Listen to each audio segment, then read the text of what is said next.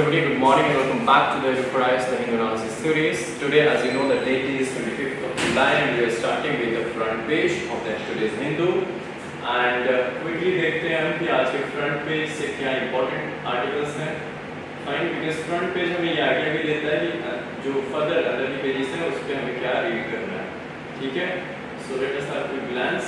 First is Kharif sowing turns around to rise 1.2%. That's a good news for us. Kharif sowing this season जो है, we are expecting this net sowing to rise by 1.2%. Fine, so that's a positive thing.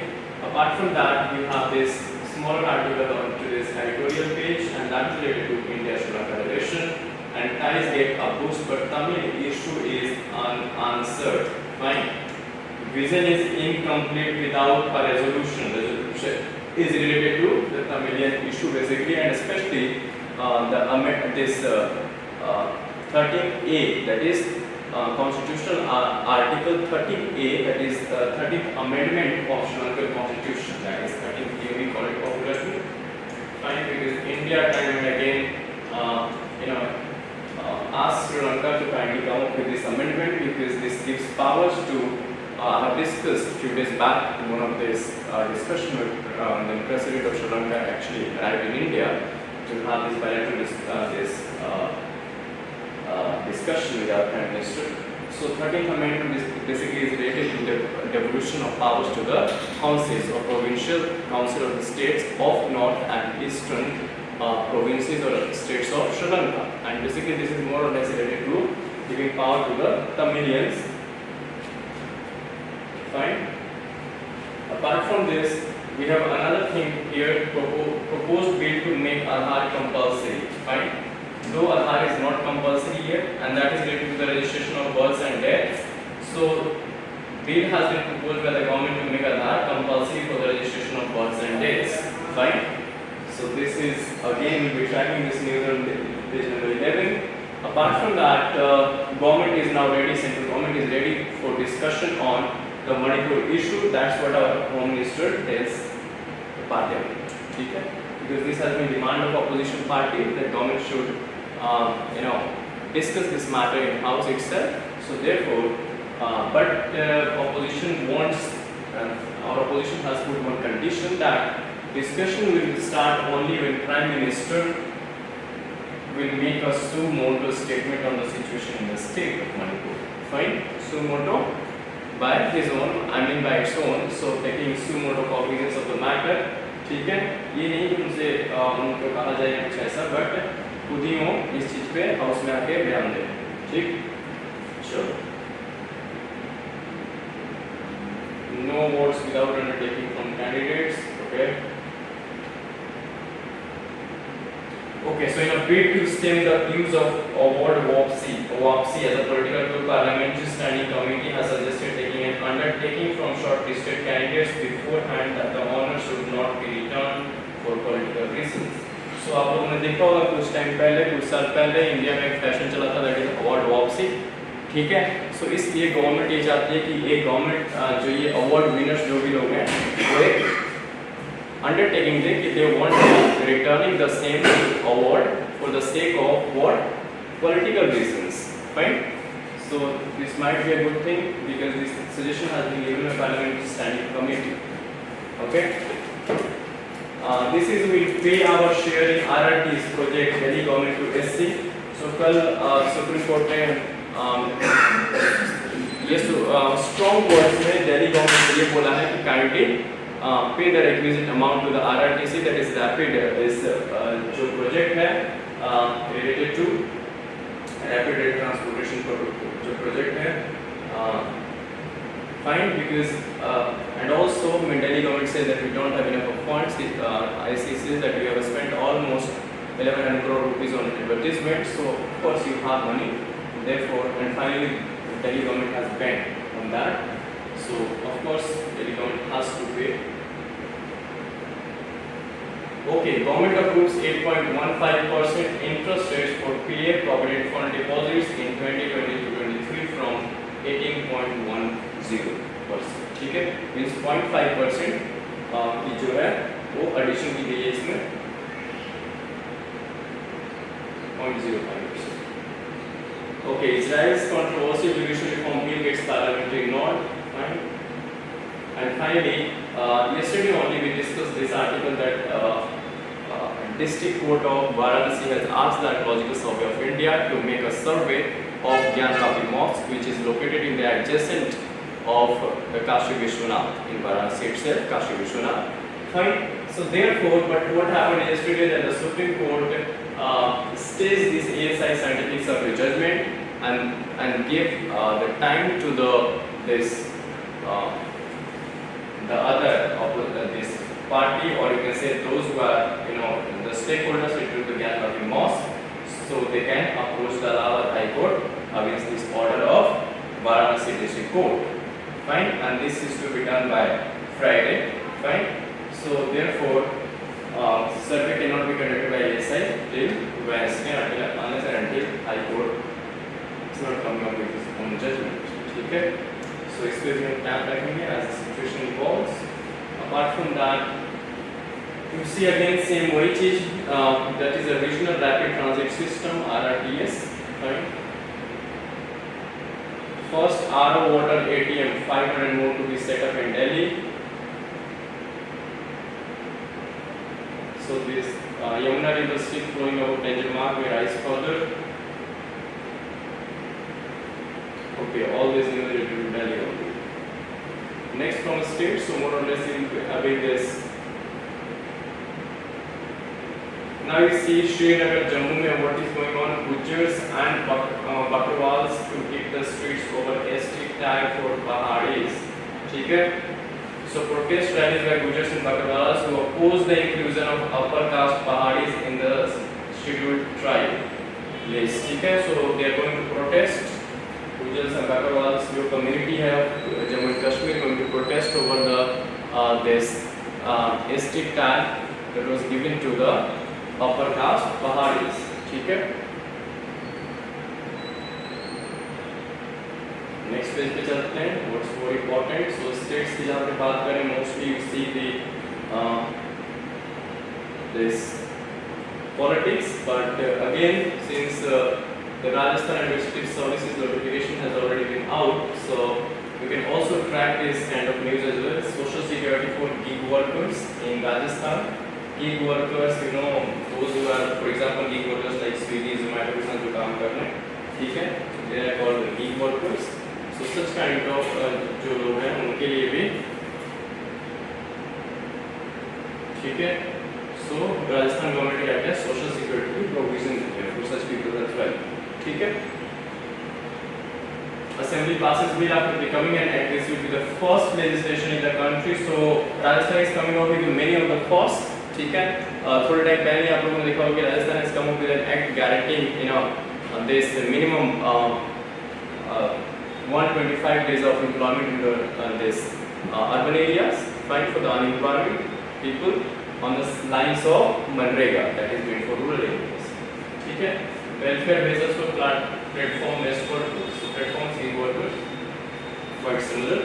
So, and this has been happening because one of the reasons that Rajasthan is elections been going to be conducted in Rajasthan in the months of January probably. So therefore you can understand this hasty decisions. Fine. I think this much of things we can understand. Okay. So जैसे elections आने वाले होती है, पास में होती है, वैसे आप देखोगे डिसीजन लेने की जो क्षमता है किसी सरकार की बहुत तेजी से बढ़ जाती है. ठीक है. अगर टाइम रखने में तो ज़्यादा बेटर होता है, but anyhow that is a part of politics. We will not be doing that.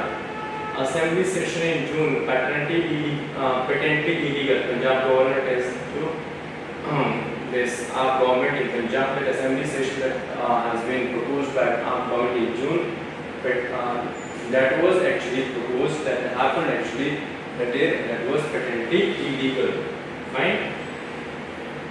So you can see जो assembly session actually जो call की थी on June 19 and 20, 2023, so it has been called as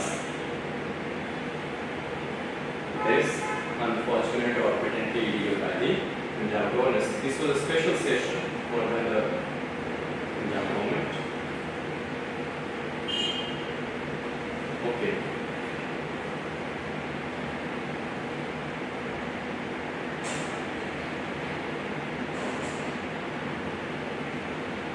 Okay, this news is important as well.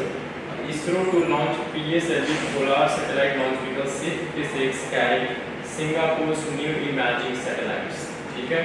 So इस चीज को ध्यान रखना कि सैटेलाइट जो सिंगापुर के launch vehicle is configured in its four-alone mode similar to that of C-55. It will launch DS-SAR. This satellite is related to basically the imaging satellites. ठीक है? This much of इतना ध्यान रखने की जरूरत नहीं है, बस इतना याद रखना कि ये जो सैटेलाइट है that will be launched in the orbit near equatorial orbit. Find the synthetic aperture radar SAR payload in the satellite will provide all weather day and night coverage, that is images. ठीक है? So this much is important. Just remember especially what is important for the UPSC exam के लिए थोड़ी ज़्यादा statement wise question बनते हैं, but as far as let us say state PCS, what is important is this vehicle name itself, PSLV C-56, or the rocket name itself, fine. Alongside इस देश की ये जो सैटेलाइट है उसकी लॉन्च की नंबर से देते हैं all that. Okay. वैसे rarely UPSC asks this question. UPSC does ask question related to this rocket launches and all. For example, Chandrayaan 3 is more important than this, of course. So, and avoidable controversy over sample surveys. Just a minute.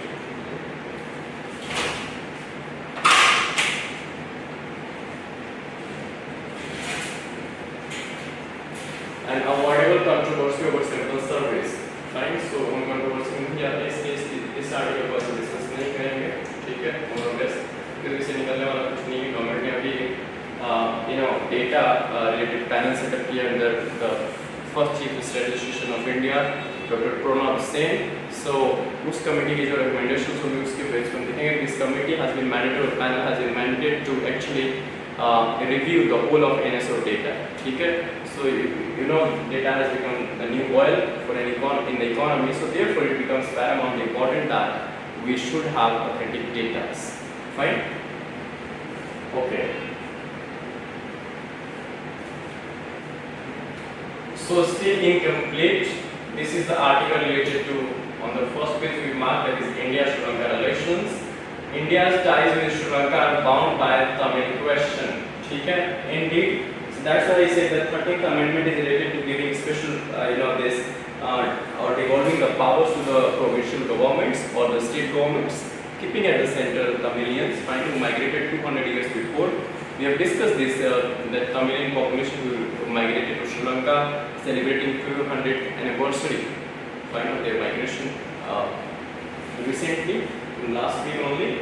So therefore, this question becomes important because this Tamil issue plays a very important role in the politics of Tamil Nadu as well.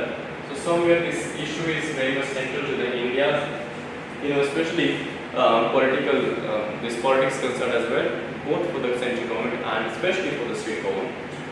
Tamil Nadu. So with the joint statement on economic cooperation, India and Sri Lanka outlined a forward-looking vision for their relations. So they have come up with a joint statement and which is based on the forward-looking vision. The statement entitled Promoting Connectivity, Catalyzing Prosperity, India-Sri Lanka Economic Partnership Vision. Now this vision is based on 5 major areas of the regions released after first talks with the Prime Minister and President of Sri Lanka. So this vision lays out the vision in 5 areas. 5 areas कौन से जिसके ये vision based है? Future forward-looking vision, that is maritime. Second is air, energy, trade, and people-to-people initiatives. Right? So maritime domain, then air connectivity, then we have energy, then trade, and people-to-people ties. New investments in maritime and air connectivity will involve developing ports and airports in Sri Lanka, resuming ferry services, expanding flights network to connect Tamil Nadu and Sri Lanka's northern and eastern provinces. A major surge in energy connectivity will include developing renewable energy projects, especially the wind and solar plants in Sri Lanka. So So all of these will be undertaken by the Indian this government or the agencies, PSUs in Sri Lanka. Both hope to increase trade and economic.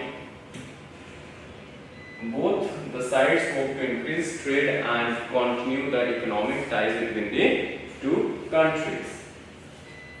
And Sri Lanka, in fact, expects us to continue our support, because I hope all of you are aware, time and again I have discussed this as well, that if you go back to the last 2 years especially, immediately after COVID pandemic, Sri Lanka was under this Sri Lankan economy particularly crashed last year and is slowly working out its debt restructuring process. So there India helped Sri Lanka with the debt swapping mechanism. Fine, that is exchange of currency. Actually, we gave them dollars in return to the, let us say, this Sri Lankan currency, local and all, so that they could meet their challenges or come out of the crisis, especially with the BOP, balance of payment crisis.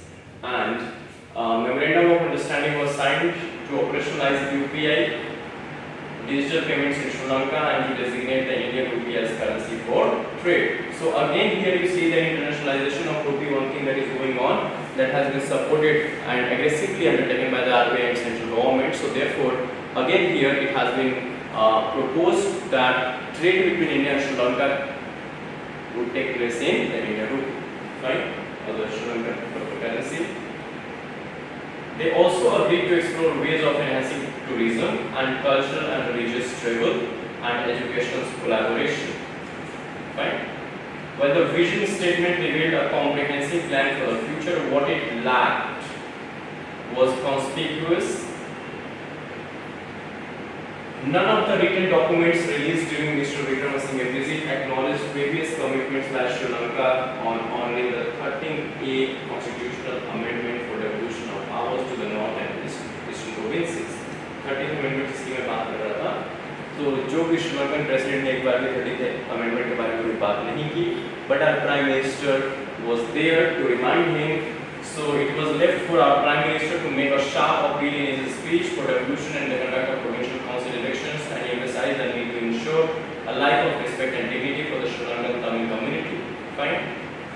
Now issue क्यों है? 13th amendment को ला क्यों नहीं सकती जब current ruling government और especially led by the prime minister and this president Ranil Wickramasinghe, because जो ruling SLPP party है इनकी president साहब की, that provides actually the ruling part SLPP that provides support actually to the president, made it clear that his government lacks the electoral mandate to discuss these issues. Because if you remember, actually president ये नहीं थे, president Gotabaya Rajapaksa थे, महिंदा राजपक्षे के brother, वो देश छोड़ के चले गए जब ये क्राइसिस इमर्ज हुई, सारा कुछ हुआ, ठीक है, जनता इतनी भड़क गई थी कि प्रेसिडेंट हाउस तक पहुंच गई थी, प्राइम मिनिस्टर के हाउस तक, एंड इवन की काफ़ी कुछ नुकसान भी हुआ, वहाँ पर पब्लिक प्रॉपर्टीज को बंद कर दी गई, आग लगा दी गई and all that.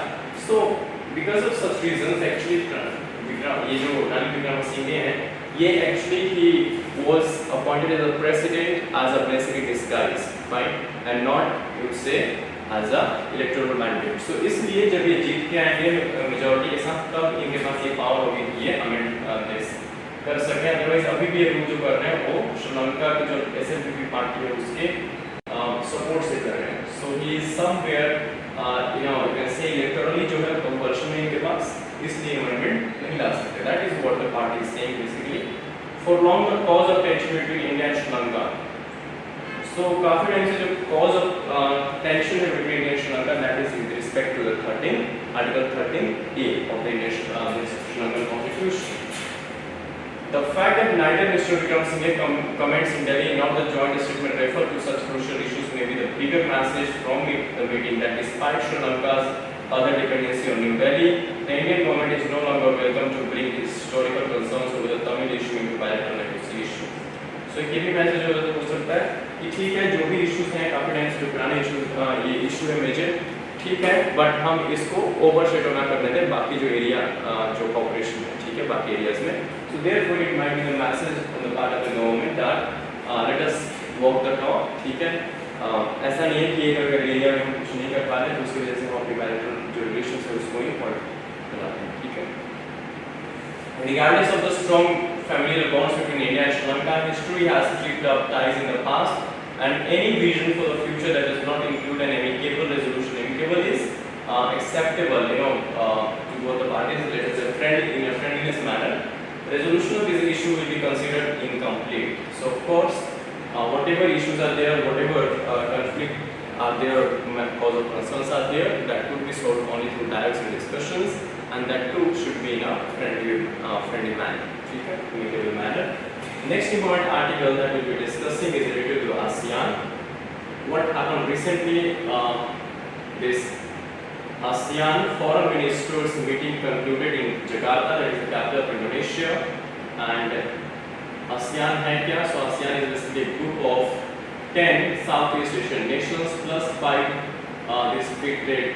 these members of ASEAN as well. And इसके members US भी है, China भी है, ठीक है, India भी है. So remember, one thing is ASEAN becomes important especially in the game which is going on between US and China.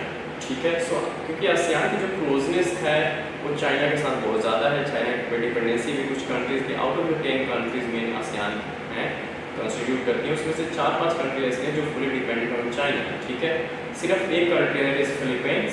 कुछ टाइम पहले हमने बात भी की थी with respect to judgement which was delivered by permanent court of arbitration in the Netherlands the Hague related to South China Sea, जिसमें हमने देखा कि साउथ चाइना सी में जो इशू है actually that is mostly between Philippines and China. ठीक है, Philippines कहता है कि समवेयर जो चाइना हो एग्रेसिवली कहीं ना कहीं इंटरफेयर कर रहा है उसके मैरीटाइम डोमेन में, बट चाइना ये कहता है कि जो 7 डैश लाइंस हैं उसकी हमने बात की थी इसके बारे में, वो एक्चुअली वो उसके हिस्टोरिकल क्लेम करता है चाइना. ठीक है, so again out of the 10 countries one country particularly Philippines is not with good terms with China. ठीक है, so internal dynamics जो चल रहा है इन 10 कंट्रीज के बीच में वो भी ठीक नहीं है because some countries are fully dependent on China, some shares good relation with the US as well, and of course some countries are there which doesn't shares good relation with either of the two poles. So basically एक another country जो member है इस 10 में से एक जो country that is Myanmar. And Myanmar में currently अगर आप इशू देखो तो आंग सान सू की जो इलेक्टेड की जो की गवर्नमेंट थी actually she was a foreign minister of Myanmar. So उसको डिथ्रो कर दिया किसने? मिलिट्री ने, जिसको जुंता बोलते हैं, J20 जुंता. सो मिलिट्री जो म्यांमार की मिलिट्री है उसने ओवरथ्रो कर दिया. एंड फाइनली व्हाट हैपेंड, इस चीज को आसियान जो कंट्रीज हैं उसको ओवरलुक कर रही है. ठीक है, इनफैक्ट पॉलिटिकल डिस्कशन के लेवल पे बॉयकॉट भी किया है आसियान ने, बट फिर भी कहीं ना कहीं ASEAN country as an organization has failed to actually this persuade the military government और junta of Myanmar to give place to the democratically elected government of Myanmar. ठीक है, और to conduct this elections, right, for that is based on the democratic principles. So कहीं ना कहीं जो contradictions है, internal contradictions है with respect to the ASEAN, the 10 member nations within this internal conflict जो चल रही है, वो एक रीजन है ही है. So जो ASEAN की centrality है और neutrality है between let us say Russia and China one side and Western nations especially led by US. So कहीं ना कहीं जो centrality है उस पर भी एक question mark है. ठीक है, so हम देखेंगे कि हमारे जो foreign exchange minister हैं सुब्रमण्यम जयशंकर जी, उन्होंने भी इस मीटिंग को अटेंड की थी because this meeting was the meetings or some related to the foreign ministers. ठीक है, और ASEAN. So indeed we are also part of. Now what becomes important for you guys is to please locate these countries, especially the ASEAN, on your atlas on the world map. So particularly this area becomes important. I am talking about South ASEANese Association of Southeast Asian Nations. So Southeast की बात करते हैं. Suppose this is India. ठीक है, यहाँ पे आपका ये वाला एरिया, फिर यहाँ से Laos, Thailand, Vietnam, Cambodia, Indonesia, Malaysia यहाँ से स्टार्ट होते हैं. इधर फिर थोड़ी सी कंट्रीज हैं. So जब आप ये देखोगे मैप तो मेनली जो ये आपको 10 कंट्रीज मिलेगी वो इंडिया के, अगर इंडिया का मैप जो है उसके रिस्पेक्ट में अगर हम देखें तो साउथ ईस्ट वाली साइड में. ठीक है, इसलिए हम इसको कह देते हैं साउथ ईस्ट एशियन नेशंस. है तो साउथ एशिया में ही, but it is in the eastern side of South Asia. ठीक है, इसलिए गवर्नमेंट जो कहीं ना कहीं हमारी जो बाउंड्री है म्यांमार देखो के ऊपर जाकर शेयर होता है with not eastern states, so no touches actually. So of course इसके नीचे जाओगे तो of course these are the archipelago islands Indonesia, Malaysia and यहाँ पे ब्रुनेई, थाईलैंड, कंबोडिया। सो ये 10 कंट्रीज मेजरली हैं। तो ये वाली एरियाज आपने मैप पे, वर्ल्ड मैप पे लोकेट करना है, ठीक है, देखना है ये वाला एरिया, ये सारा, ठीक है, we call it South East Asia region, ठीक है, with respect to Indian map, और ये इंडिया है इसके साउथ ईस्ट रीजन, फाइन। चलो, so after this much of background brief, now let us discuss this article written by none but from one of the renowned ambassadors of India, fine, that is Rajiv Bhatia, former ambassador. So Southeast Asia, ASEAN, a persistence with dialogue, persistence, that is a long term continuity in dialogue on a trodden path. Trodden path वो path होती है जिसपे which has been triggered by many or walked upon by many, जिस path पे काफी countries ने या काफी लोगों ने चला होता है, ठीक है, और greater से countries। So persistence with dialogue, dialogue of course any kind of war can be or any kind of major conflict can be solved and only through dialogues and discussions. So therefore the path of dialogue is a trodden one, means most walked upon, fine, or most treated one. If Southeast Asia is the heart of the Indo-Pacific भी हमने विधि करना है, इस class में discussion की है। So Indo-Pacific itself, Indian Ocean and Pacific Ocean combination से बना Indo-Pacific region, वही Southeast Asian nation के फर्दर नीचे जाओगे तो इंडिया वाली साइड से Indian Ocean and Southeast Asian nation के फर्दर साउथ जाओगे तो you have this Pacific Ocean. So is the heart of the Indo-Pacific the 56th Foreign Ministers meeting of the Association of Southeast Asian Nations ASEAN. The post-ministerial conference and other related regional meetings held in Jakarta, capital of Indonesia, in mid-July 2023, last week only, are the best barometer to check on the region's latest dynamics.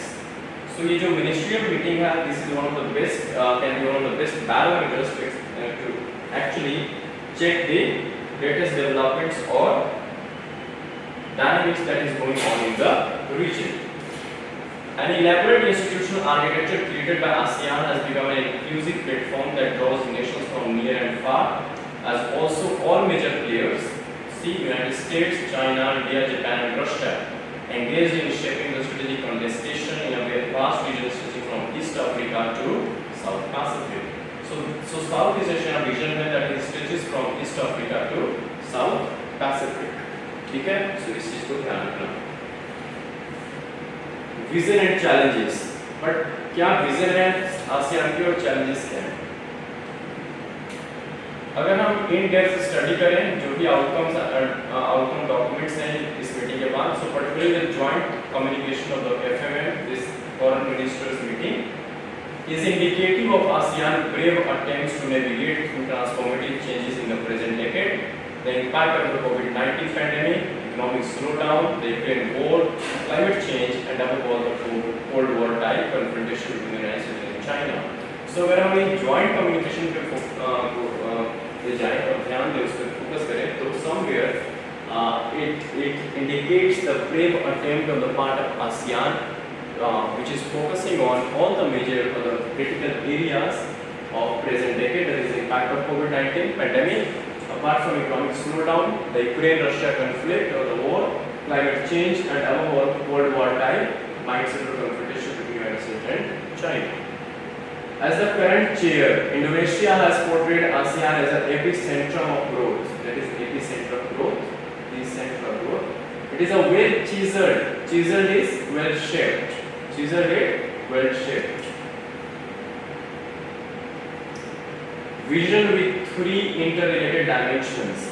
So जो vision है actually, vision and challenges की बात करें ASEAN की, so जो vision है ASEAN की, that is based on 3 fundamental principles. And जो 3 fundamental principles हैं, that is related to the political, economic and socio this cultural. ठीक है, so 3 major ये visions हैं आसियान के। First is creating a political community that ensures regional peace and just democratic and harmonious environment. Fine, first is creating a political community. Second vision is creating economic community focused on achieving a very integrated and connected regional economy. So this is second vision. And third and last vision is socio-cultural community to enhance the quality of life of ASEAN citizens as well as sustainable development of the region. Socio and cultural community. This is the third vision. So these are the three visions of ASEAN. Number one, political community. Number two, economic community. And number third vision is socio and culture community.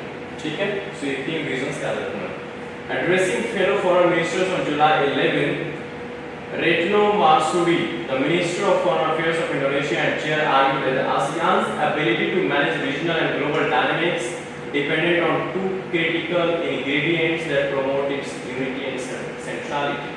So जो foreign minister of the host foreign minister जो हैं Indonesia के specially, so उन्होंने ये कहा कि जो ASEAN की एबिलिटी है to manage regional as well as global contradictions और specially the dynamics, emerging dynamics, so उसके लिए जरूरी है this depends on the two critical ingredients that promote its unity and centrality. So what are these two ingredients that actually promotes unity and centrality of ASEAN? Number one is, first is it should maintain its credibility by adhering to the ASEAN Charter. ठीक है, first ये है ingredient कि ASEAN जो है अपनी जो charter है, चार्टर क्या होता है? It's a set of norms, rules, regulations. Suppose United nation की चार्टर है, सो उसमें आपकी सारी टर्म्स एंड कंडीशंस मेंशन होती है कि मेंबरशिप कैसे मिलेगी, अगर आप मेंबरशिप बनते हो तो क्या टर्म्स एंड कंडीशंस हैं। Fine, so all of this terms and conditions, rules and governance related things covered under a charter. Charter is a set of rules and regulations. Second is it should stay in the driver's seat while navigating regional dynamics. So दो ingredients बताए, तीन vision, ध्यान रखना इस तरह से याद रखना, तीन vision दो ingredients, तो जो ये दो ingredients हैं वो किस लिए important है? For maintaining the unity and centrality of ASEAN with respect to the current regional and world this global dynamics. ठीक है, number one is adhering to the ASEAN Charter and number two is staying in the driver's seat. ठीक है, अगर driver's seat में बैठे हो तभी आप navigate कर पाओगे। Navigating regional dynamics, laudable as these goals are, they are becoming, कहते हैं राइटर जो है कि laudable है ये काफी जो goals ये हैं, but they are less achievable। क्यों भाई ऐसा क्यों? skeptical viewpoint क्यों है? So कहते हैं कि laudable तो है ये चीजें जो बोल रहे हो, but less achievable है। क्यों नहीं अचीव की जा सकती? Because of certain reasons. Number one is ASEAN's internal differences।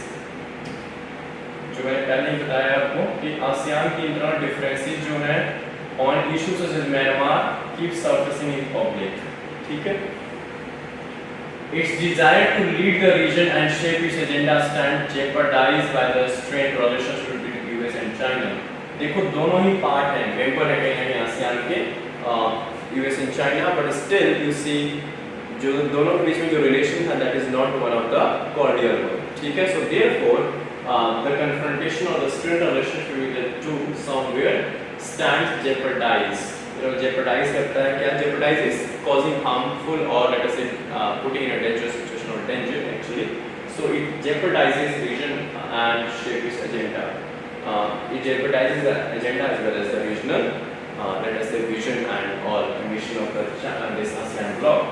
China enjoys close political and economic relations with the ASEAN states and at least three of them, Laos, Cambodia and Myanmar are its virtual dependencies।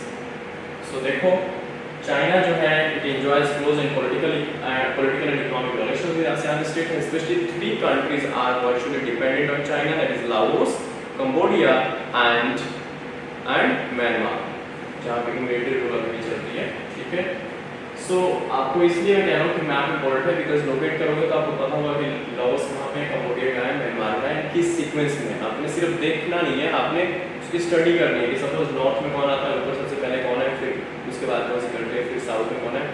Always try to locate countries on map from north to south and east to west. और west to east, ठीक है, so that कि आपको एक sequence जो है वो पता रहे. While the Philippines has become more assertive of late in its claim in the South China Sea, the central players Indonesia, Malaysia, Singapore and Thailand are all favorably disposed towards Beijing. So आप देख सकते हो कि तीन यहाँ पे virtually dependent हैं, चार जो हैं Indonesia, Malaysia, Singapore and Thailand, they are favourably disposed towards Beijing. Fine, इनको भी कोई इशू नहीं है बीजिंग के साथ. तो तीन और चार, सात तो ऐसे होंगे 8-10 में से. एंड एक जो कंट्री है जिसको मेजर इशू है दैट इज म्यांमार, तो नहीं है. सो जो मेजर इशू है चाइना के साथ that is not in good terms with China, that is Philippines, and that is because of the issues that is this standing issues with respect to the South China Sea. This explains why none of them raises its voice against China's delaying tactics in negotiating an enforceable code of conduct concerning the South China Sea. So ये explain करता है China के delaying tactics को, जो code of conduct जो China ने and ASEAN member ने negotiate किया था for implementing with respect to the South China Sea, उसको चाइना अभी तक implement नहीं कर पाया है, and therefore dependency of these countries actually somewhere put or stops these countries from raising their voices against this delaying tactics of China. Okay? For many years, ASEAN and China have called for an early conclusion of an effective and substantive code of conduct. They did it this year too, but are content to leave the matter there. हमेशा बात करते हैं, इस साल में बात की कि कुछ कोड ऑफ कंडक्ट लाना चाहिए with respect to South China Sea, but अब इन्होंने they are content to leave, content is satisfied to leave this matter altogether. ठीक है, इस पे बातें नहीं करनी है, especially implementation front पे. No indication of a timeline is given, so कोई timeline नहीं दिया कि कब इसको implement करेंगे नहीं करेंगे. It is hard to find a similar example of diplomatic doublespeak. So ये कहते हैं कि this is difficult or hard to find such kind of diplomatic doublespeak. Doublespeak is something which is ambiguous, ambiguity, not full of ambiguity. आप बात कुछ और करते हो, कर कुछ और रहे हो. आप देख ही रहे हो ASEAN कंट्रीज की कि चाइना के साथ डिपेंडेंसी है, इसलिए कोड ऑफ कंडक्ट की दोनों मिलकर बात तो करते हैं बट इंप्लीमेंट नहीं करते. That is code of conduct made for South China Sea actually. That's why it is so diplomatic doublespeak. ASEAN also watches helplessly the acrimonious debate. Acrimonious is something angry or bitter between US and Chinese governments despite Washington's recent attempts to revive constructive discussion through high-level visits. So देख सकते हो कि हमने initial beginning of this month हमने देखा था कि जो स्टेट सेक्रेटरी हैं, state secretary of US is equivalent to the foreign minister of India, foreign external affairs minister of India. So उन्होंने विजिट की थी, कहाँ पे गए थे? President of even and his counterpart Li Wang, जो former this foreign minister है China को, उनसे मीटिंग की थी. साथ में प्रेसिडेंट शी जिनपिंग से भी मिले थे. एंड अभी जस्ट 2-3 days बैक जो all time renowned and 100-year-old जो हेनरी किसिंगर है, the veteran diplomat of US, he also actually met his the so-called good friend visiting this Chinese president. So you see the high-level visits from this US side to China. So somewhere US actually wants to douse this or revive constructive discussion through high-level visits. The Chinese argument is that the US is solely responsible for poor relations because it steadily refuses to accept and accommodate itself to China's peaceful rise. But China ये कहता है कि जो भी चल रहा है उसके लिए सिर्फ और सिर्फ US जिम्मेदार है, because US इस चीज़ को accommodate नहीं कर पा रहा है, पचा नहीं पा रहा है, digest नहीं कर पा रहा है कि China peaceful rise करे. ठीक है? So the issue है US को, that is with respect to the rising of China. The US on the other hand is no longer willing to turn a blind eye to Chinese aggressiveness and coercion in the Indo-Pacific and beyond. The latest manifestation of this thinking appeared in North Atlantic Treaty Organization, NATO की जो अभी meeting हुई थी, that is in Vilnius. Vilnius is the capital of Lithuania. ठीक है? Summit communique which stated the People's Republic of China has stated ambitions and coercive policies challenges our interests, security and values. So you see कि North Atlantic Treaty Organization NATO की जो meeting है उसमें joint communication जो press release public night that actually mentioned exclusively the People's Republic of China as a threat to the interest, security and values of these nations, the NATO nations. ठीक है? So आप समझ सकते हो कि somewhere ये चीजें जल्दी से तो खत्म नहीं होने वाली. Anxious over the intensifying geopolitical tensions in the region, ASEAN prefers to promote the ASEAN outlook on the Indo-Pacific, that is AOIP. So Indo-Pacific की current weekly current affairs class में मैंने underline किया था time and again, because in this Indo-Pacific has become one of the hot regions or the contested regions in the at present, and therefore all the countries coming up with their own Asia Indo-Pacific outlook. And the outlook of this ASEAN, which is called ASEAN Outlook on the Indo-Pacific, in short AOIP, has 4 identical areas. So याद रखना इस पूरे article से 3 vision, 2 ingredients, and again 4 identified areas of the AOIP, that is ASEAN Outlook on Indo-Pacific region. ठीक है, number 1 maritime cooperation, second is connectivity, third is UN sustainable developmental goals agenda 2030, and lastly economic cooperation. So ये 4 जो हैं identified areas हैं of ASEAN Outlook on Indo-Pacific. ठीक है, so इसको याद रखना. नेक्स्ट क्विकली बात करें हम तो अभी फिर से जो राइटर है थोड़े से स्केप्टिकल है about despite the ASEAN partners reaffirming support for the AOIP, that is ASEAN Outlook on Indo-Pacific, its actual implementation remains worry because not all will, or because of their internal contradictions and conflicts between the ASEAN members. ASEAN reiterated its centrality, but it appears vulnerable when the grouping is unable to forge unity on a most sensitive issues, the Myanmar situation, which has led ASEAN to bar a member state Myanmar from all its political level discussions. So this is again shows the helplessness or vulnerability of ASEAN, that out of its 10 members, one important member is Myanmar, and ASEAN is helpless in order to take some action against Myanmar, especially the military government of the junta. ठीक है, and to re-establish the this democratic government of Myanmar, ठीक है, led by Aung San Suu Kyi. Okay. In the run-up to the FMM, okay, this is just an example. You can leave this apart. उसके बाद this disunity could not be concealed by evoking reaffirmation of the 5-point consensus forged in after 2021. Without unity, ASEAN centrality loses much of its credibility. So 5PC, that is 5-point consensus जो है that is related to the Myanmar. उसमें क्या है कि जो local parties हैं उनके साथ डिस्कशन करेंगे, ह्यूमैनिटेरियन एड्स और ह्यूमैनिटेरियन ग्राउंड पे जो एड्स हैं उसको एस्टैब्लिश करेंगे, फिर से जो मिलिट्री रूल है उसको खत्म की जाएगी. So all of this, there are 5 points, which constitutes the 5-point consensus with respect to the Myanmar of ASEAN nations. And therefore, writer is saying that without unity in their own, without unity among the 10 member nations, these 10 members of ASEAN, the core members, ASEAN's centrality loses much of its credibility. ठीक है? India's role now. The significance of the ASEAN meetings to India can be noted or is apparent from the fact that when viewed in the context of External Affairs Minister S. Jaishankar preferring to represent India. So our importance हम क्या important क्यों important है ASEAN, इस बात से clear होता है कि हमारे जो जयशंकर साहब हैं foreign exchange ministers, he chose to visit और attend in person the foreign ministers meeting of ASEAN rather than accompany our prime minister on visit to France and UAE. Fine, so you can understand the importance of this visit. Okay, so what he said, S. Jaishankar preferring to represent India at the post-ministerial conference and other national dialogues. ठीक है? He pointedly referred to the importance of the strong and unified ASEAN in the emerging dynamics of the Indo-Pacific, and highlighted the convergence between the AOIP, that is ASEAN Outlook on Indo-Pacific, and India's own outlook on Indo-Pacific Ocean, or India's own this Indo-Pacific Oceans initiative. So he underlined the convergence between the two. To build on the comprehensive strategic partnership between the India and ASEAN, he suggested that the two sides work in newer areas such as cyber, financial, and maritime security domains. So in areas में दोनों countries, ASEAN as a bloc and India काम कर सकते हैं.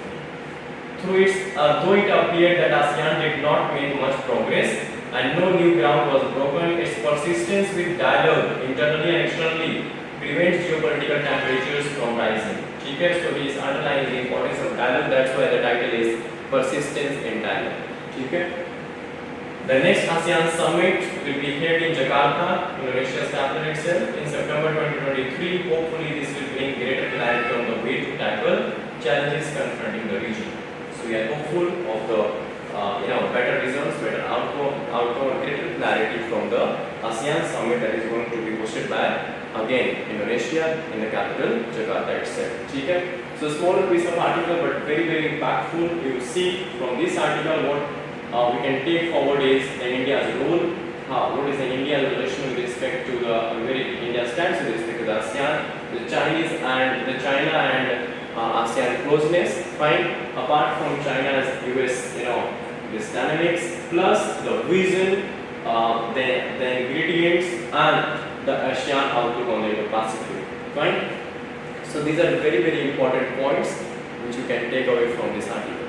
Fine. Okay. Moving to the next pages, quickly let us have a look. This again important article, a big step in reducing the risk of disasters. So I hope all of you are aware of the risk of disasters, especially what's going on in India and across the world, especially natural disasters I'm talking about.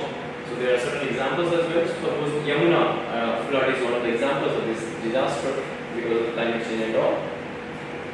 Unseasonal rains or the heavy rains. Disasters around the world are claiming more and more lives today. The consequences of climate change are already on our doorstep. 10 days ago, 3 continents were gripped by heat waves. Massive forest fires have ravaged parts of Greece and Canada. 2 weeks ago, the river Yamuna reached the highest flood levels recorded in the last 45 years. That is 45 years ago, and inundated parts of Delhi. ठीक है, देखो भी पानी कहाँ तक पहुँच गया था? Red Fort and all. The cost of this disaster is yet to be determined. However, it is clear that the world needs to do more. Of course, the world needs to do more to prevent the risk of losses from all disasters, whether they are weather-related, earthquakes, or biological like COVID-19. For too long, countries have spent billions responding to disasters rather than paying a little upfront payment to prevent or reduce the impact. So कहते हैं कि countries ने billions of dollars spend किए चीज पे कि जो disasters हो जाती है उसके बाद reconstruction and all. But rather than being this reactive, especially what happened, taking in the ex post facto kind of decisions, you need to be proactive, right, and make upfront investments in order to be a preventer, fine, or preventive. Take preventive action because prevention is better than cure. ठीक है?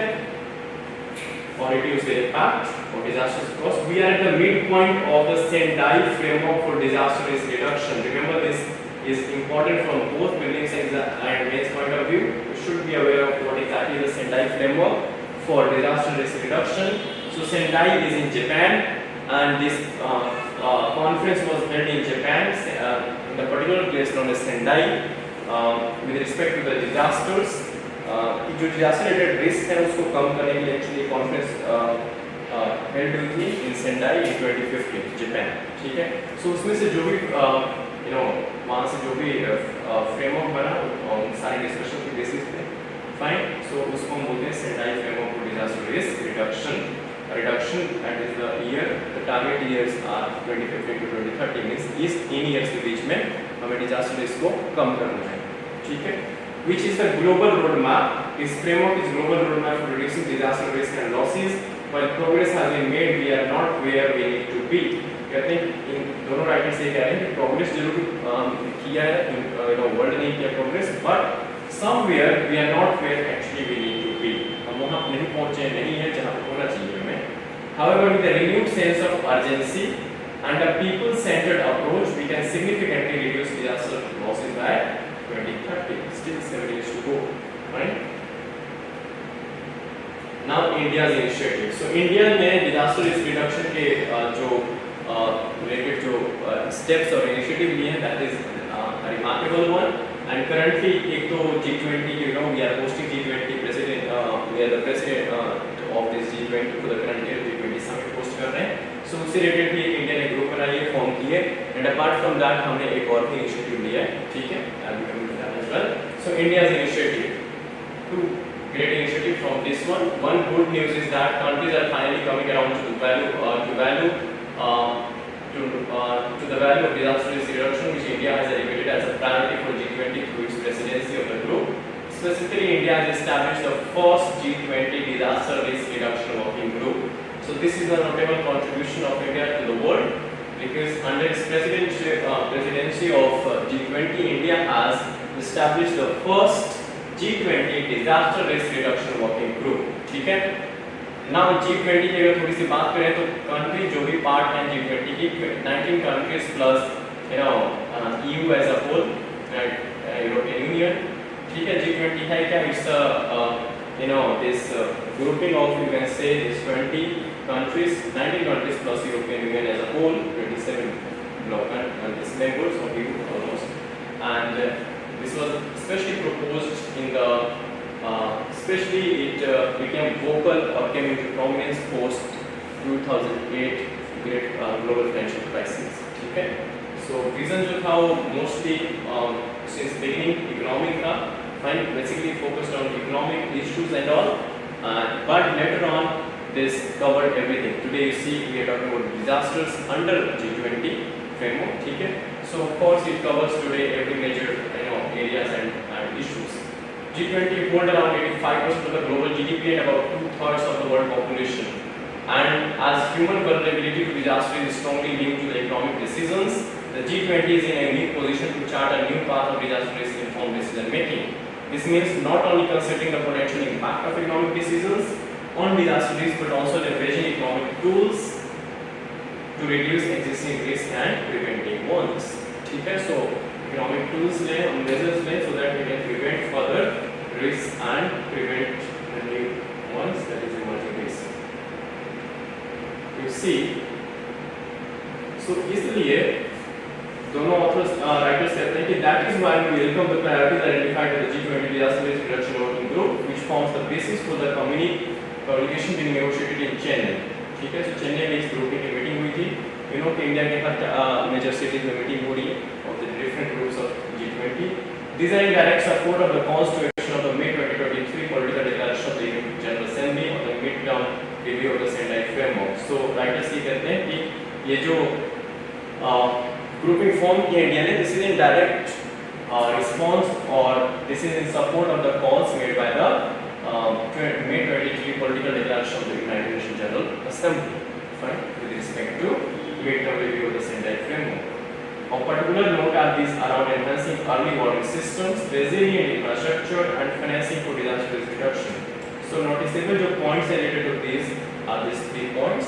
That is, we should come with the early warning systems, resilient infrastructure होना चाहिए, and financing for disaster. Of course, funding issues now.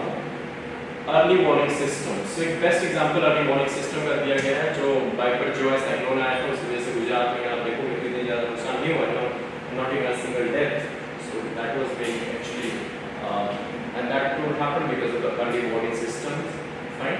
So expanding disaster early warning and early action system is a top priority. Inclusive and multi-hazard early warning systems are among the most effective means of reducing disaster deaths and economic losses. And for instance, during Cyclone Joy, effective system for end-to-end early warning and action helped achieve 0 deaths from the event in India. Okay, so this is the remarkable example of early warning system. पहले अगर आपको advance में पता लग जाए कि हाँ भाई ऐसा कुछ होने वाला है, so of course the governments can take timely actions and save lives. Preparedness of the power sector helped reduce this disruption time in power supply in the aftermath of the cyclone. Okay. The promise of disruptive technologies can help many countries leapfrog into regime.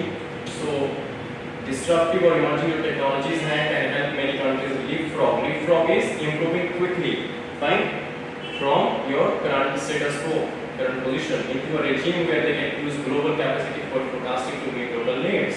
To that end, we are working to realize the goal of the UN Secretary General's early warning for all initiative.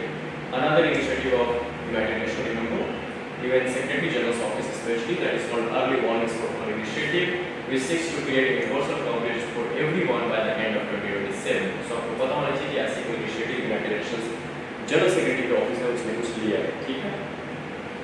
Specially जब आपको GS में हर साल question disaster related आता ही आता है from disaster management is part of your GS 3 syllabus, fine. So therefore it becomes very important that you be aware of such kind of initiatives so that you can mention or substantiate your answers. Enhancing the resilience of the infrastructure to withstand climate and disaster risk is another global priority. ठीक है, so ये भी another priority है to enhance the resilience of infrastructure. ऊपर हमने देखा तीन चीजें, early warning system, resilience of infrastructure, and third was what was third? Third was the easy one, financing. Right? So तीन चीजें आपने याद रखनी है, early warning system, second is this resilient infrastructure, and third is financing. From New Zealand we saw the flooding of Auckland airport to the US where a pharmaceutical plant was destroyed by tornado. Every country can benefit from assessing and enhancing the resilience of its critical infrastructure. So whenever you are writing some answer of your GS3 related to disaster management or especially disasters, you can, this is how, or even essay related to such kind of things, you can start your you can use this as a in the introductory paragraph. From New Zealand to US to India, this is how we can actually establish a flow of this chronology, or we can say flow of events. Infrastructure has a long life cycle and if built well can lock in. So of course infrastructure has gestation period, इसीलिए private players invest करने से कतराते हैं because आज invest करोगे सड़क बनने में 5 साल 6 साल लग सकते हैं. So of course internet time के बाद आता है. As opposed to risk, that same infrastructure also becomes the lifeline of recovery during crisis. Hence, infrastructure, whether economic or social, is ultimately about people and it must lead to sustainable development outcomes for them. ठीक बात है कि infrastructure is made for the people, be it economic infrastructure and be it social infrastructure. For example, health, education, and economic में आपकी bridges, of course, and all. So is correctly. That is why India launched with the UN in 2019 the Coalition for Disaster Resilience Infrastructure. ये बहुत important है, ध्यान रखना इस चीज को. जब भी आप disaster related की बात करो तो आपको पता होना चाहिए कि इंडिया द्वारा एक initiative launch की गई थी 2019 that is called CDRI, that is Coalition for Disaster Resilient Infrastructure.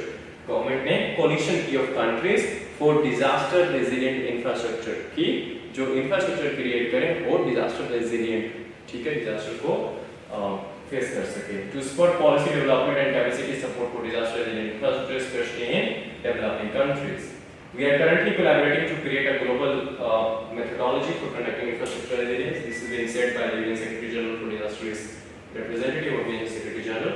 We are collaborating with India on this front. So failure to adopt an integrated perspective to understand risks to infrastructure and its impact on development has the potential to multiply losses which disproportionately impact the poor who subsequently take longest time to recover. So of course, disaster से सबसे ज़्यादा नुकसान किसी को होता है तो poor लोगों को ही होता है, ठीक है, because उनको especially relocate करना पड़ता है, risk जो होती है, जो losses होती है उसको overcome करना पाना बहुत difficult होता है. So it takes longer time to actually recover. Finally, developing a new approach to financing disaster risk, third component, that last one comes to financing. Reduction is needed to transform risk reduction plans into concrete actions. सिर्फ बात करने से नहीं, action लेंगे तभी कुछ होगा, ठीक है? This effort must be led by finance and economy ministers in collaboration with the private sector because the current funding deficit for disaster risk reduction is too large for government to manage alone. So therefore, they are saying that this kind of mechanism, funding related, this mechanism should be led by the finance or economic ministries in collaboration with the private players, ठीक है? Private sector, because of course it's not, current funding deficit for disaster risk reduction cannot alone be made by the governments alone. G20 nations like Indonesia and India have used risk metrics to allocate resources at the sub-national and local levels, means to the state and further panchayat levels. For disaster risk reduction, these need to be studied and scaled. So of course, India and Indonesia की यहाँ पे best practices की example दी गई है कि इसको study करने की and scale बढ़ाने की और ज़रूरत है, ठीक है? So again, a positive point where India can contribute to the world. Building on these areas of work, scaling of ecosystem-based approaches and local response capacity will be the responsibility of the next G20 presidents. To that end, we are delighted to hear that Brazil which will assume the presidency of the G20 in December, means next year presidency जो G20 है वो किसके हाथ में होगी? Brazil. Has committed to continuing the working group and building on what India has started. So India ने जो G20 की disaster risk reduction group working group form की है, उसको ब्राजील ने क्या कि हम इसको कैरी ऑन करेंगे and जो इंडिया ने establish किया उसको further हम build up करेंगे. ठीक है? So again it's a positive thing, you know, smaller article giving you insights about a lot of things and three major issues related to the disaster risk reduction. That is, first one is of course three things that keep in mind: early warning system, that is important, imperative. Next is of course infrastructure, resilient infrastructure, disaster resilient infrastructure, and third is financing for disaster risk reduction. Three important points that we can take away from this article. ठीक है? Okay, next is there a rural bias in national surveys?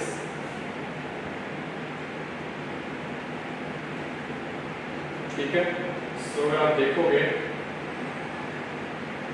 कि क्या rural biasness है in national surveys, so let us have a glance at this as well.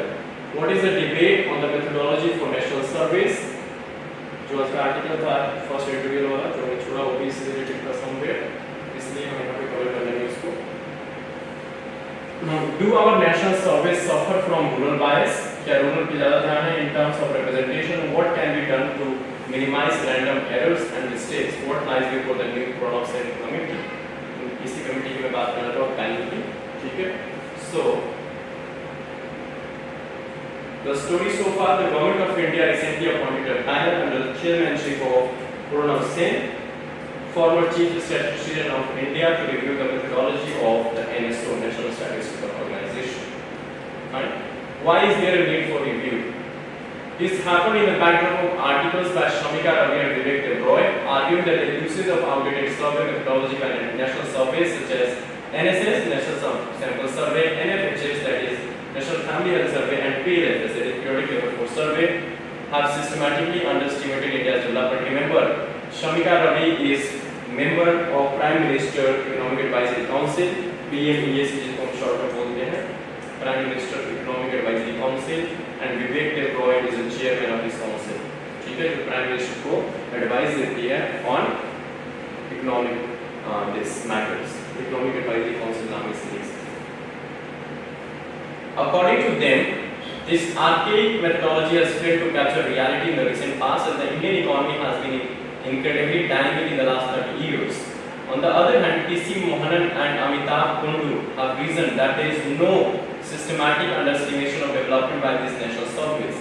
So, ऊपर वाले जो दो हैं जो prime minister economic advisory council के मेंबर और चेयरमैन हैं, इन्होंने ये एक तरह से क्लेम की है कि ये जो सर्वेज हैं ये डिफेक्टेड हैं, बट दो और मेंबर्स हैं जो एनएसओ के साथ पास्ट में थे, इवन की चेयरमैन भी थे, that is P.C. Mohanan and Amitabh Kundu. They have reasoned that there is no systematic underestimation of development by this national survey.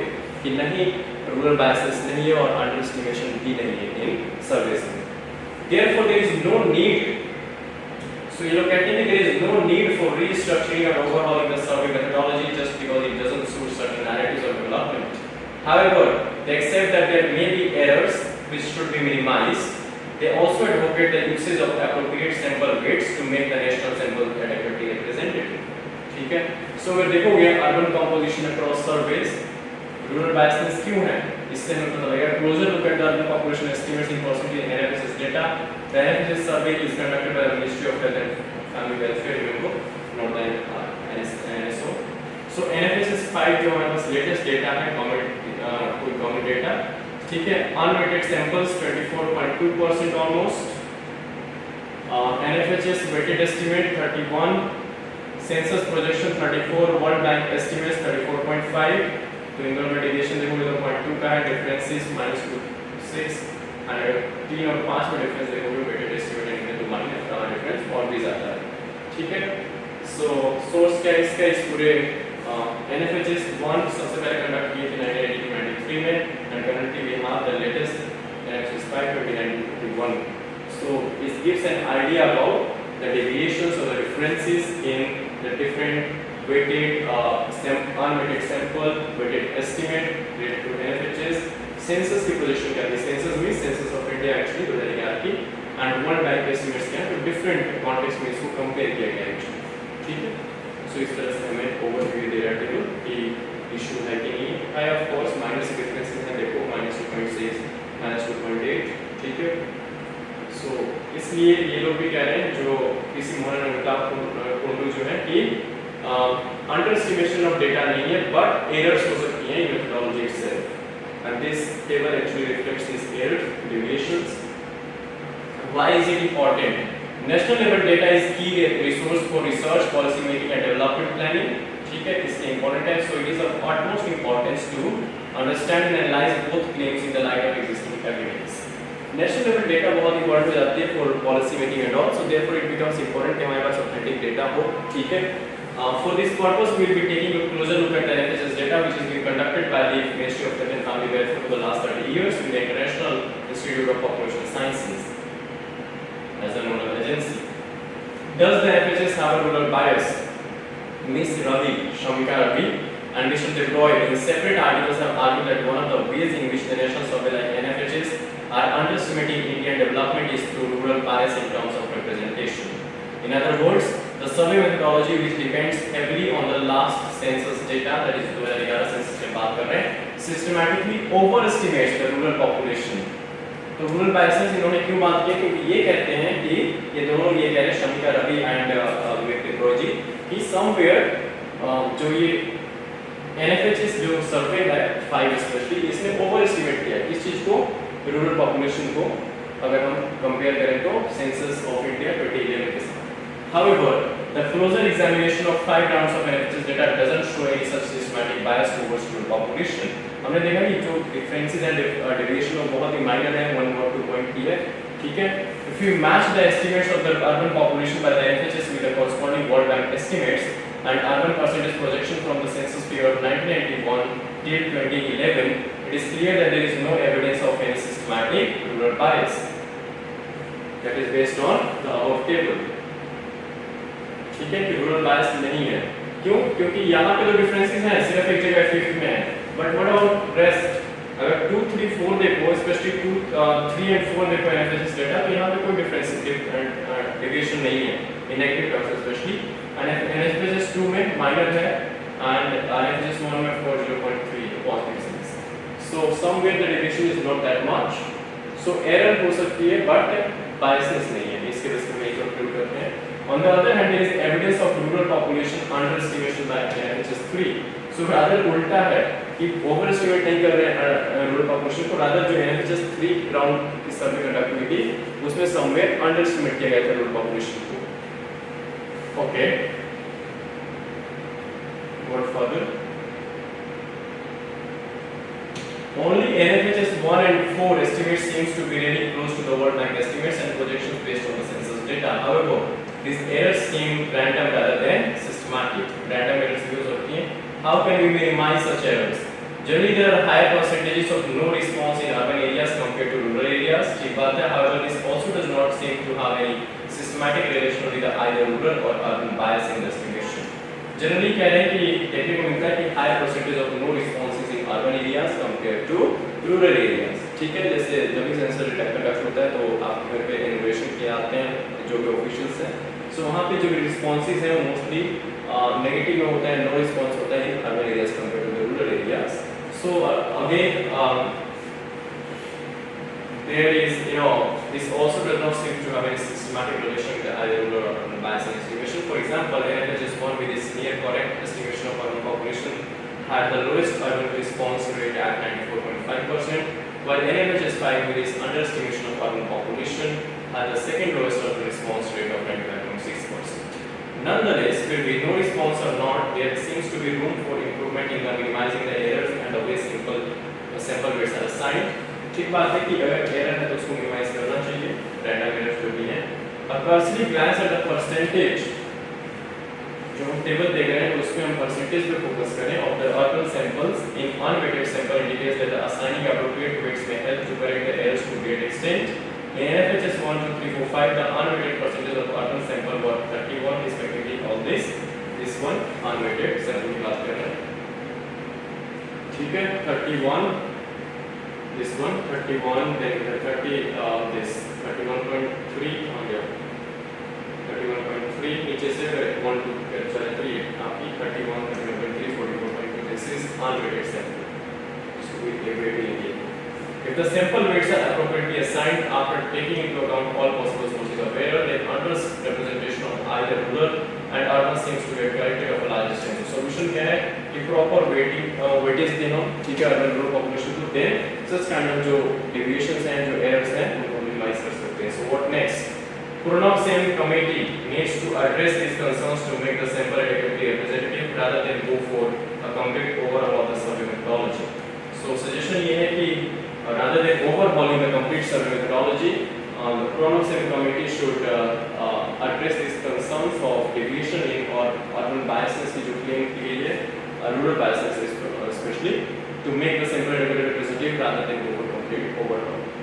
In the name of removing systematic rural bias in survey methodology, which does not seem to exist in the first place, let us not import. So जो claim है इन दोनों लगाया है, उसमें कोई कहते हैं कि it's a non-existent somewhere.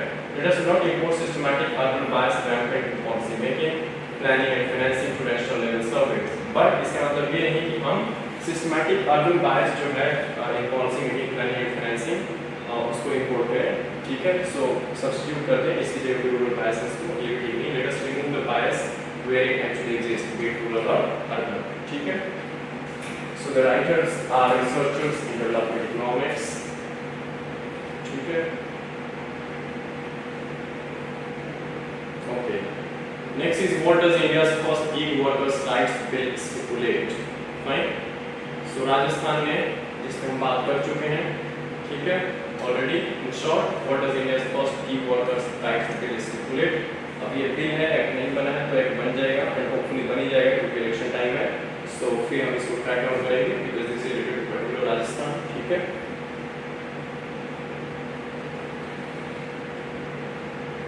So अगर हम existing labor laws की बात करते हैं, चलो इस आर्टिकल को briefly बात कर लेते हैं because it gives you picture about whether workers जो हैं gig workers उनकी rights को influence किया जाता है at present, are aggregators held accountable, what about workers' grievances? So it gives a bigger picture, not just focusing exclusively on the Rajasthan bill. So let us discuss this in general. So what provisions of the Rajasthan platform as gig workers bill? What are the provisions? On July 24, the Rajasthan government passed the Rajasthan platform-based gig workers Bill 2023. It is the first legislation of its kind in India outlining welfare schemes for the state's approximately 3 lakh gig workers. First of its kind. I have already said that many of the things which is Rajasthan government is taking is first of its kind in the country. What did the bill propose? The bill applies to aggregators. Aggregators कौन से होते हैं? Digital intermediaries connecting buyers and sellers. For example, Uber. ठीक है? So companies intermediary between the cab drivers and citizens. ठीक है? Those who are using actually the service and primary employers.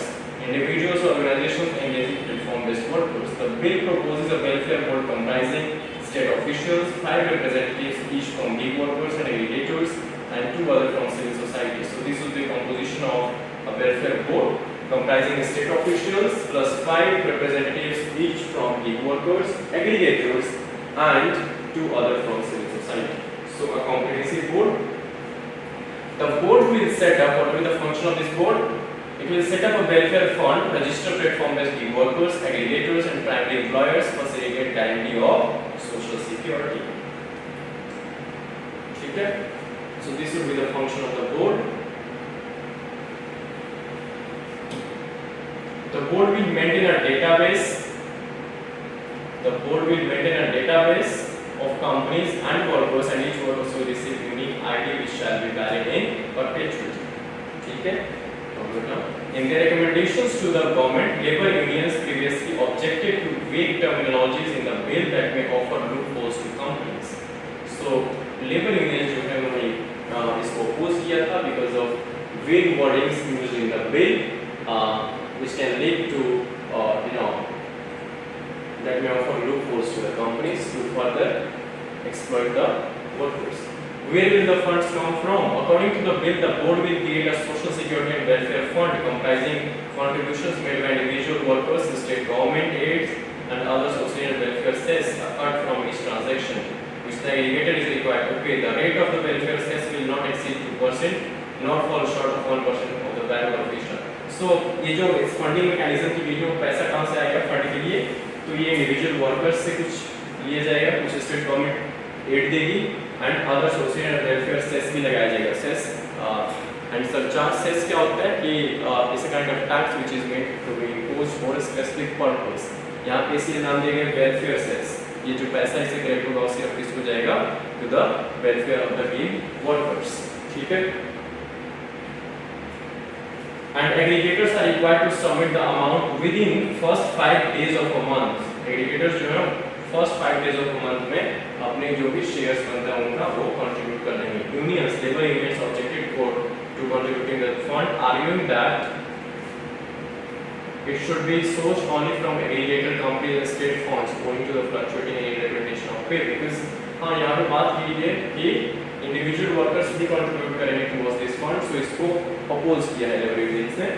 Are workers rights recognised under existing labour laws. Gig workers who are named partners by platforms are not employees because theirs is not a fixed term of employment. So basically contractual based nature की work होती है, इसलिए they are not a part of existing labor force.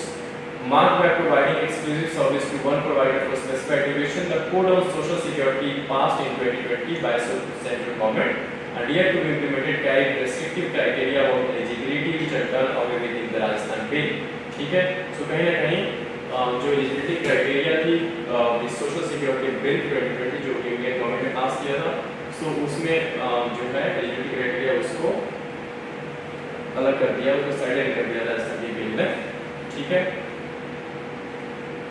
The bill states any person, see the body of the bill, any person has a right to be registered the minute they join an UPSC platform, regardless of the duration of the work or how many providers they work for.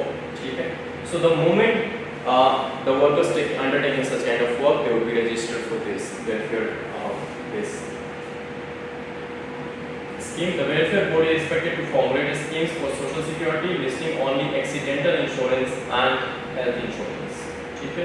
And other benefits as well concerning health, accident, education as may be prescribed.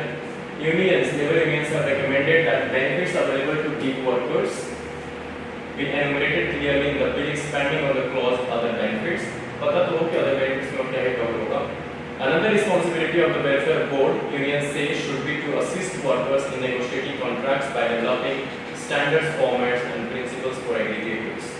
So एक unions ने एक और objection raise की और वो suggestion उनकी ये है कि जो welfare board बनेगा वो board actually help करे workers को और assist करे in negotiating the terms and conditions of the contracts, employment contracts with the aggregators. What about workers' grievances? Gig workers have an opportunity to be heard for any grievances with the entitlement, payments, and benefits provided under the Act itself. Per Section 15, workers can file a petition physically before an officer or online through a web portal. The employer can object to the order within 90 days before an appellate authority. Several reports have documented ineffective and unresponsive redressal mechanisms. So कुछ reports ने इसको again question किया जो grievance redressal mechanism बनाई गई है कि जो जजमेंट है ठीक है उसके अगेंस्ट जो है एम्प्लॉयर जो है can object to the order within 90 days before this appellate authority. Further जो जजमेंट है वो अपील की जा सकती है before the appellate authority, so उसको चैलेंज कर सकता है employer within 90 days. Several reports have documented ineffective and unresponsive redressal mechanisms. Urban company workers are currently protesting the arbitrary blocking of their accounts and the lack of support. Are aggregators held accountable? An aggregator's duty under the bill include depositing welfare cess on time, updating the database of the gig workers, and documenting any variations in numbers within 1 month of such changes. If they fail to comply, they will be fined up to ₹5 lakh for the first offence, 50 lakh for the further violations, and primary employers will pay up to 10,000 for the first offence and 2 lakh for the subsequent violations. ठीक है. So अलग अलग तरह की number different amounts की penalty लगाई है इस पे इरिगेटर्स पे एंड प्राइमरी एम्प्लॉयर्स पे, ठीक है, from 5 to 50 lakhs on irrigators and from 10,000 to 2 lakhs on primary employers, ठीक है. So it can be seems to be there are certain objections which are of course good questions raised by the unions, which should be taken into account, and then this bill, this act, when it becomes act, of course it will be it is a step in the right direction, you can say, okay. Let us say it did not just remain the political masterpiece, rather it gets implemented on ground as well. Okay, Manipur asks Assam rifles to push back 718 refugees from Myanmar.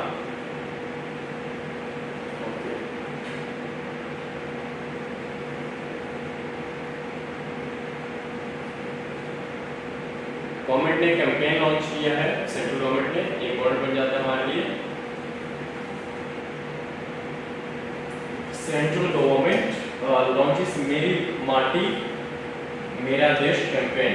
The Indian government has launched the मेरी माटी मेरा देश campaign, and this is a culminating event of the आज़ादी का Amrit Mahotsav celebration, जो हम 25th year, marking the 100th year of our independence, जो अमृत काल में हम इस time, so we are celebrating आज़ादी का अमृत महोत्सव में सेलिब्रेट किया था to mark the 75th anniversary of our independence, ठीक है. So this has finally been culminated, finally खत्म हो गया ये with मेरी माटी मेरा देश campaign. Under the campaign, soil collected from different parts of the country in August will be used to develop a garden along the कर्तव्य path in Delhi, ठीक है. So ये है कि different parts of the country से जो है अगस्त में soil collection होगी, कलेक्ट की जाएगी एंड इसको यूज किया जाएगा for developing a garden along the कर्तव्य path in Delhi, ठीक है. राजपाथ को कर्तव्य पाथ कर दिया गया है, ठीक है. Events have been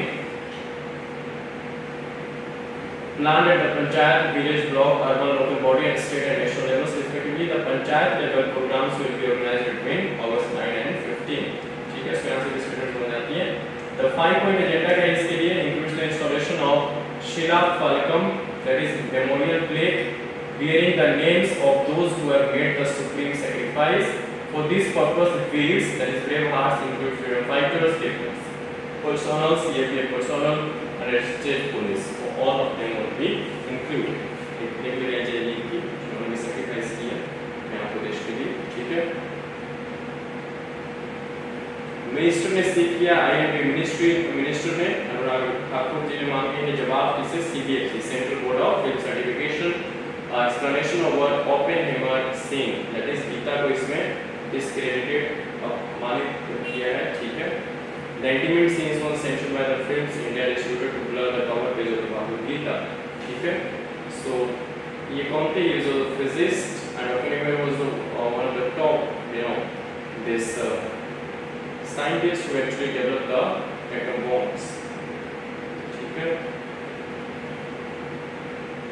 So अच्छी बात है, कुछ ऐसा गड़बड़ है दिखाना चाहिए.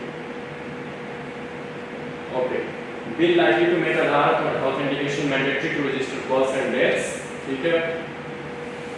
So bill से government introduce करने वाली. The bill also requires the state to share data on registered births and deaths with RJ, that is the Registrar General of India.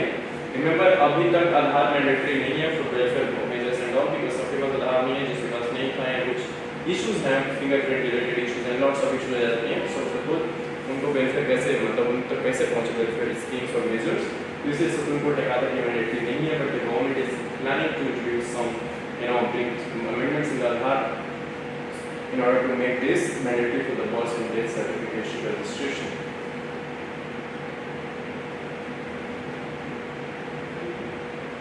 Further, you see, bill introduced किया गया है लोकसभा में to add Mahara and Mahara in Chhattisgarh SC list scheduled caste. जो bill है that is Union Social Justice Ministry ने introduce किया है, that is a Constitutional Scheduled Caste Order Amendment Bill 2023 in Lok Sabha to add 2 synonyms for the Mahar and community in the Chhattisgarh to the state scheduled caste. Even if Dr. Ambedkar जो थे OBC जो schedule caste है, जो ये cast से belong करते थे, महाकास्ट, ठीक है, तो इसको ध्यान रखना। Currently over 12% of the population, Chhattisgarh population is categorized as scheduled caste. 12% population of Chhattisgarh जो है वो scheduled caste category। Okay, now moving to the next page.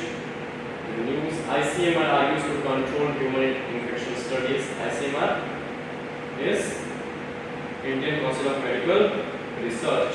इसने क्या की control human infection studies की जाए। New model, and it would act as a new model for vaccine and treatment development, promises to be efficient and cost effective. It says the technique involves exposing healthy volunteers to pathogens in a controlled environment. ठीक है?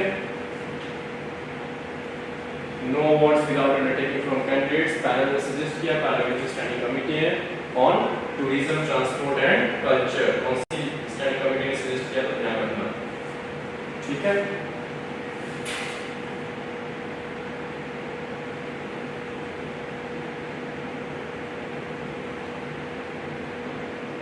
Okay. What else important? Finally, we have landed on the world page. Moscow and Crimea hit by drones. Russia bombards ports in Ukraine south. Okay. Voting going on in Spain. Economy facing new difficulties in China. Okay.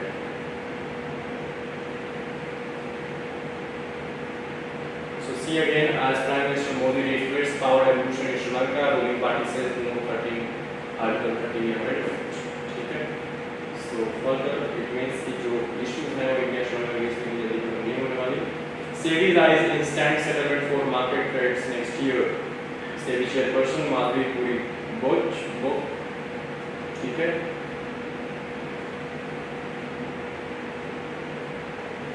Kharif season की हम बात कर चुके हैं। Shown positive growth to rise by 1.2% amid excess rain. Sitaraman, Minister of Finance promises friendly tax regime. Okay.